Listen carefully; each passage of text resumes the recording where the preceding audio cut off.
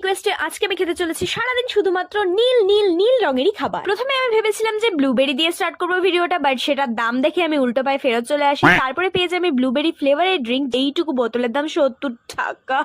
সেটা খেয়ে আমি একটু ফেক হাসি হেসে নিলাম। সেটা খাওয়ার পর আমার বাজেটটাকে একটু সামলাতে আমি নিয়ে আসলাম 10 টাকা দামের। আমার তো মনে হয় চিপ জিনিসই বেশি টেস্টি হয়, তোমরা কি বলো?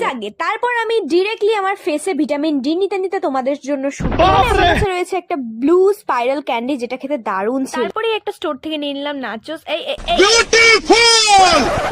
মানে দিদিগুলো হয়তো ভাবছিল যে কন হ্যাঁ ইয়ে, কাহা সে আতে হ্যাঁ ইয়ে, কিন্তু আমার ভিডিও তো আমি চালিয়েই যাব। বাই দ্য ওয়ে, খেতে কিন্তু ভালোই ছিল, একদম ফুচকার পাপড়ির মতো। নেক্সট আমি আর ব্লু কিছু পাচ্ছিলামই না, তাই আমার মাথায় আসলো যে জেমস কিনে নেওয়া যাক। তো দুটো জেমসের প্যাকেট নিয়েছি, তার মধ্যে 4টে ব্লু কালারের জেমস পেয়েছি আমি। সেটা তোমাদের আবার চাবিয়ে দেখাবো আমি কিভাবে চালাবো। ভিডিওটা শেষ করছি আমি সেন্টার ফ্রুট, না সেন্টার ফ্রেশ, আচ্ছা এটাকে কি বলে কমেন্টে জানাও। আর নেক্সট ভিডিওর জন্য সাবস্ক্রাইব।